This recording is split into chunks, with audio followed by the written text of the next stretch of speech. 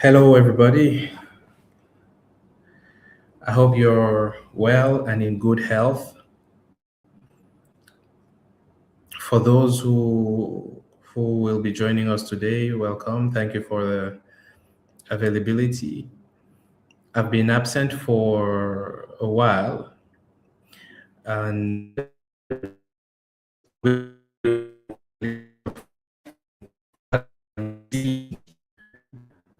as the changes that are happening also in the way space is thought, and how as a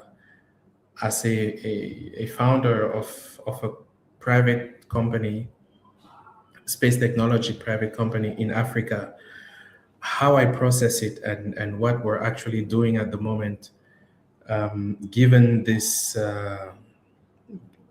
given the big changes in technology and what it would mean, at least in this particular industry. Again, if you are just joining us, then welcome. If you watch this later, then well, so I'm going to explain to you first one of the big reasons why I've been absent for the past few weeks. So, as you know, this live has to do with our space mission design, and we decided a few months later that a few months ago, that we're going to do this design. We're going to design a satellite. We're going to design a space mission, and we're going to do it for everybody to see how it's done, and to have the opportunity to learn, and also the opportunity to participate in this very exciting project that is to design a satellite and to design a space mission, and then move on to build it, and then launching it and operating it. And it has never been done in public like this, so it is quite a dare for us. And the idea is that we discover together some of the realities that are faced when such a project is taken on horns first. However, I'm going to dive into what has now become a trend that started with something called OpenClaw, uh, which is still an existing trend. I'm not going to dive into the technical details, but this trend has moved to a very impressive, a very impressive level. So there was OpenClaw, and then Claude Code came from Anthropic and basically changed the way people build things and how people interact with the cyber world. It is reshaping a lot of thought processes. It's still a bit chaotic now, but eventually, as everything that is new, after some time, it stabilizes around certain norms and certain behaviors. So some changes are accepted and others are not. Now, let me tell you about what I have been trying and what I've been testing out. And when it comes to space mission design, today I'm not going to show you what I've done yet. The reason is that I'm still testing out some things, but I'm going to tell you about something very interesting that happened. I I decided to find out, what's the story about, what the story is about with Cloud Code in particular. And again, I share this with the community because it's important that you know that these things are possible, and you can sit down yourself and explore. Nobody has the answer yet.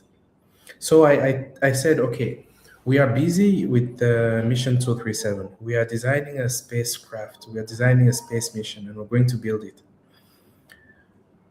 The only the only focus on artificial intelligence we had so far was around how to make this satellite smart enough to take some decisions by itself. It was never around how it can facilitate our actual design process. There was an angle to AI that I had proposed back in 2018 to be part of the, I think, no, 2018, towards the end of 2018, when I was proposing that AI be part of the DNA of how space missions are imagined and designed, in the sense that it should help to quickly have a sense of what more a new mission is adding to the existing, to the tapestry of what already exists, right? So the implication of AI was around determining or optimizing the pragmatic utility of a new space mission as it compares to the existing space missions, but more importantly, taking into account the different partnerships and agreements that are existing between stakeholders. So, building a satellite, designing a satellite, designing a space mission is not just a matter of saying, okay, what problem are we trying to solve? But it's also a matter of saying, okay, yeah, this problem exists and space is most likely the solution, but let's find out what is already in orbit and what is in alignment with our interests and our strategic partners and strategic partnerships. That was good and fine. And then it was good. It was interesting to me also because it was very much aligned with this African space policy and the African space strategy, which has a strong component of complementarity between space missions. So the next space mission has to be complementary to the previous ones. So this idea of where AI would contribute in the process of designing a spacecraft and a space mission was relevant at that point, right? So fast forward to now with Claude Code, as I said, I dived in to find out what I can do. And I decided to see if I could come up with an agent that can actually do the design of the spacecraft and the space mission. And I thought to myself, okay, so how would I go about it? I could just ask Claude Code to build the thing for me, and which I did. I said, "Well, build it for me," and it did. Of course, a few things had to be monitored while it's ongoing. Yeah, don't get it twisted. These are very powerful tools, but it is very important to have a knowledgeable eye, overseeing what is actually being done. So I had to still be there for that oversight. But yeah, it did build me a very fancy agent. So I had to put the agent to work. And I figured, okay, let's start with some analysis of existing things. And then I said, no, it's too easy.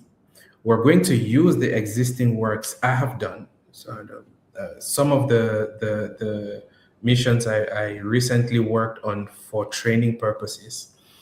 I'm going to find out later on how well the agent is doing based on the feedback they will give me on what I've already worked on before. So what I did, I wasn't sure if it's possible because I didn't, go out to dig deep into some specificities, but I figured, okay, let me see if this agent can actually learn how to use mission design tools and the spacecraft design tools. So I fed it the documentation of the mission design tools and spacecraft design tools that we use. You know what they are, the whole IDM suite. IDM CIC, IDM View, CMU CIC,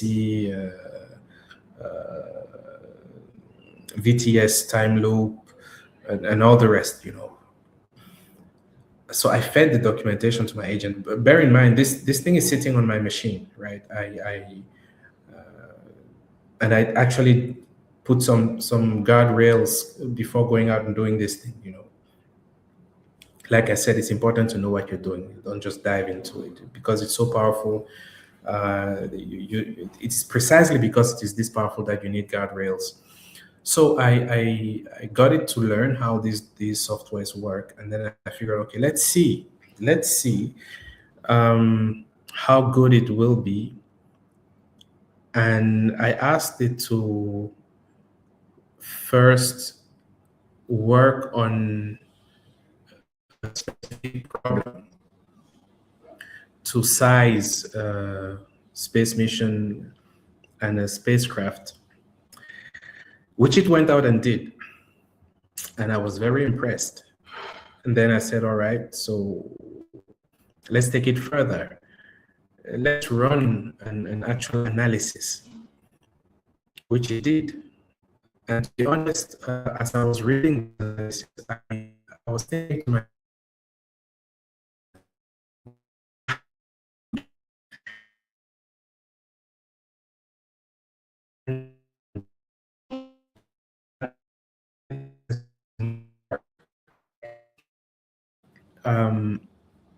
I had not given it access to my work, so I couldn't say that it was presenting the work the way it did because of how I used to do it. So I took this AI agent, right? I said, this is the documentation of how spacecraft and space mission design tools work. Learn it. It did. I said, all right, so here is a problem. Work on it from a space mission perspective, which it did. Run some analysis for me, which it did. It presented it to me. I read it, and it's how I would do it, right? Okay, fantastic. So I say, let's see how it would do on something that I actually worked on. So then I gave it a problem that I had already worked on for training purposes. And what came back was mesmerizing.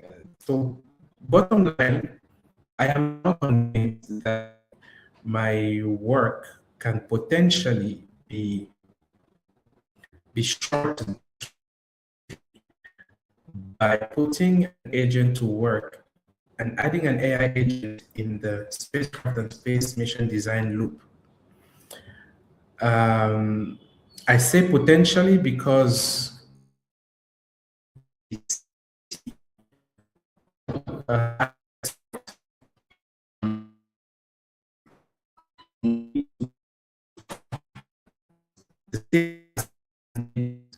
more work, right? So I'm not going to work on some category of problems with an AI agent when it comes to space mission design, at least not yet, okay?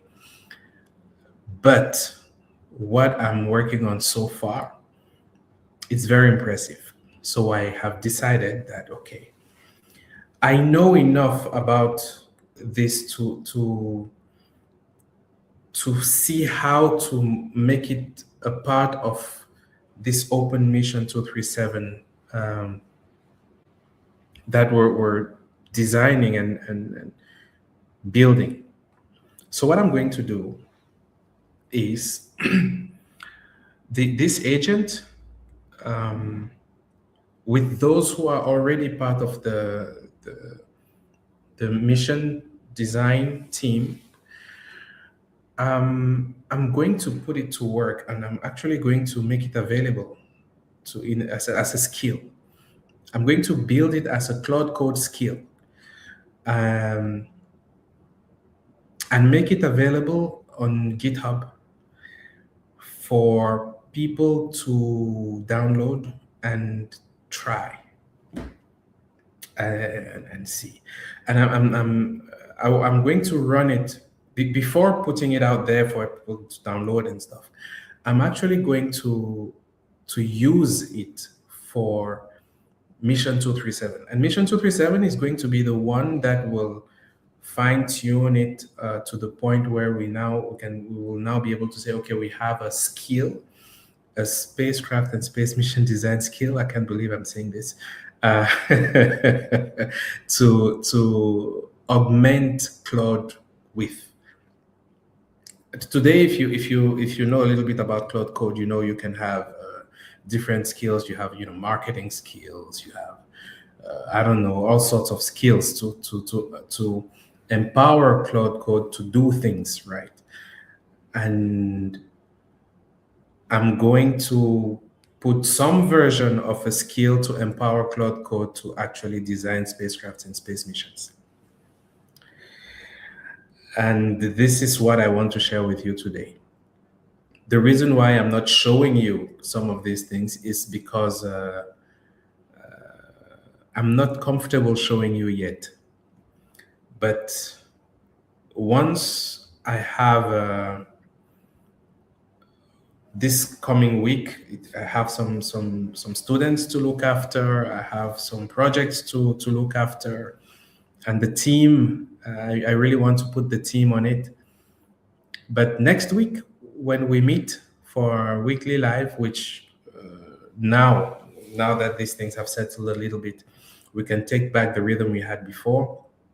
It's going to be even more exciting than it has ever been, because now it's about taking it to the next level. The real question is, as we are working with in this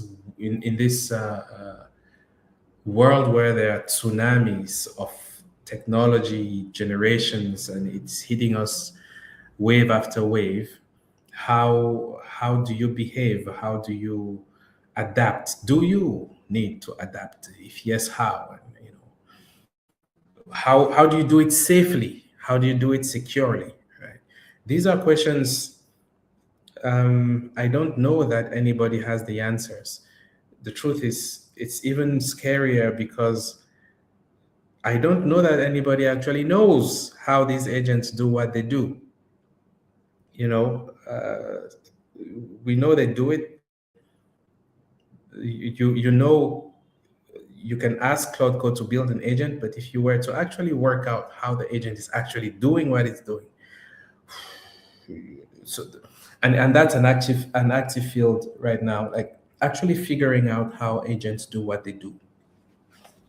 But in the meantime, I'm going to be sharing this very exciting process with you.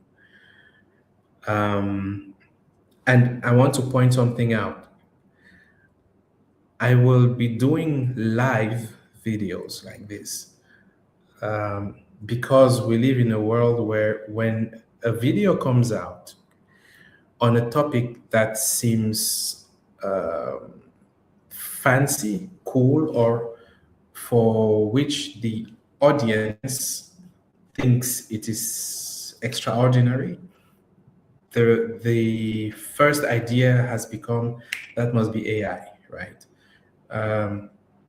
So I do these things live because I want to eliminate that particular doubt, because it's very important what we are doing. It's very important for the African continent. It is very important that us on the continent believe in our ability to do these world-class things. It's very important that us on the continent believe that we can actually lead in some aspects of these world-class things.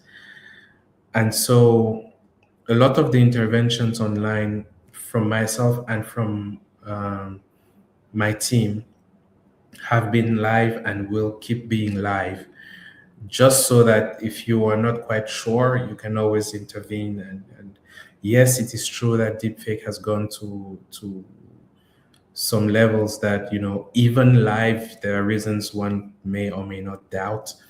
But I think that there are mechanisms that one can put in place for people to know for certain that, hey, this guy is for real. So having said that, I'm going to thank you for your attention on this particular video. I don't know when you will watch it, but things are changing at a rate that is difficult to fathom. And I decided to dive in. And basically, what I did is I figured out how to come up with an agent. I won't say I built it myself, because I asked Claude. I told Claude what to do. I knew what I wanted done, and I told Claude Code what to do, and it went and did it, and it did a decent job doing it. And the result is that there is now sitting on my computer an agent that is capable of using spacecraft and space mission design tools to solve space-related problems at the design level, which means designing a spacecraft, designing a space mission, and doing mission analysis at a level where I would do it. And it did that before having access to my work. And I just stopped at my work. I haven't even fed it literature yet, and haven't even asked it to go look for whatever online. And I specifically actually, how can I say, restrained it from going online and doing research. So it went on what was sitting on my computer, and that's the level of result that we got. So I'm going to build up this agent a bit more and use it for Mission 237, Mission 237 with the mission design team. And hopefully when it gets to a place where, I can feel a little more comfortable putting it on GitHub for people to download, I'll try to package it as a skill, as a Claude Code skill, and make it see how they can use it. Thank you very much for your attention. I really look forward to the coming weeks, and I hope you have a fantastic weekend. Keep well. Bye-bye.